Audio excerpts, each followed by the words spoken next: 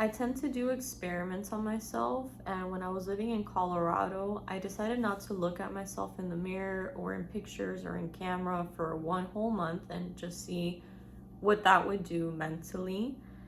And at first, it was kind of scary because I couldn't check to see if I had like boogers in my nose or if I had anything in my teeth. I wasn't checking to see if like my hair looked crazy. And the first couple of days, like it was very uncomfortable and anxiety inducing because I thought, oh my God, I'm out here looking like a clown. Like everybody's gonna look at me and think that I'm weird and they're gonna see something in me that I haven't seen in myself. And it was that fear of like being not self-aware of what I looked like. And as the experiment progressed, like moving into like week 2, I started getting more comfortable with it. And I started noticing that a lot more people were drawn to me. I was getting a lot of compliments like in public more than usual. And I was just getting a lot of positive attention. And then moving into like week 3, week 4, I felt good. I felt happy. I felt very connected to myself, very centered. And I felt like I was bringing that out into the world and people were seeing that I was really connected to myself. The last week of the experiment, I decided to throw in also a vow of silence because I'm extreme and I'm like, fuck it, like let's see. And that last week, I did get scared because not only had I removed my visual image from myself, but then removing myself in that way of taking a vow of silence, and I took it really seriously, like no texting, no talking, no interacting, nothing. And the job that I had at the time permitted me to do that, to not have to talk.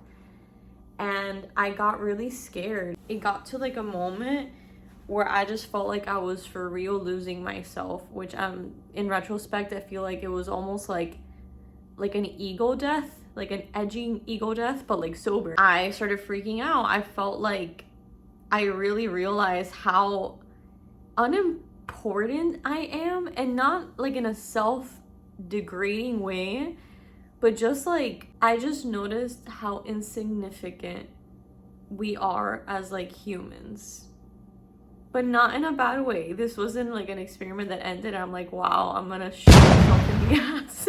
No, that wasn't the result.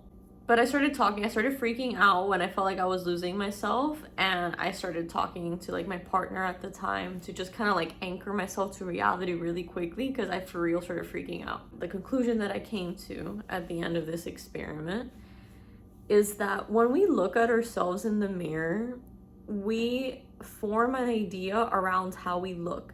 We look at ourselves and we perceive ourselves in a certain way. We might notice, oh, my eyes are a little swollen today, or my double chin is popping out, whatever. We attach ourselves to an idea of how we see ourselves, and then we carry ourselves in the outer world with that preconceived notion.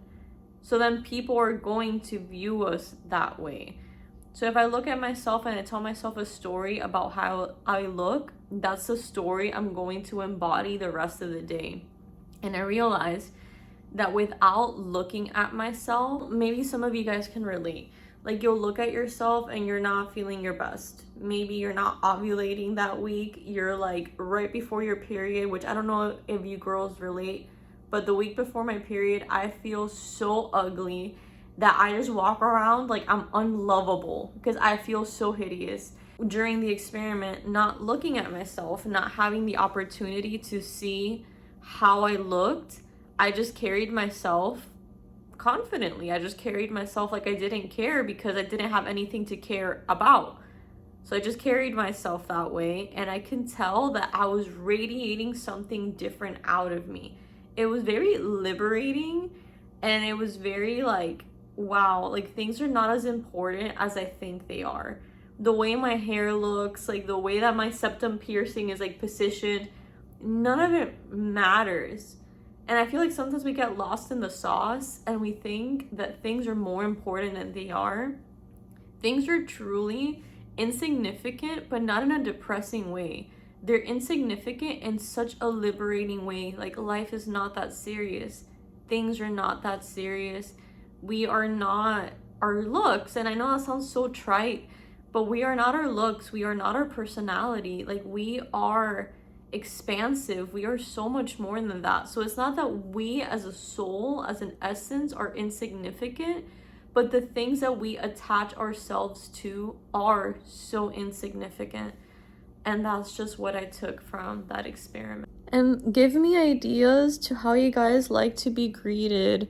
I don't greet people. Even when I text people, I just get straight to the point. I never say hi. Like, and I'm trying to incorporate greetings into my life. So let me know how you would like to be greeted. Greetings. Greetings, warlocks and witches. Greetings, humans. Greetings, humans. I hate greeting people, but I want to start doing that. I just like getting right into the fucking sauce, bro.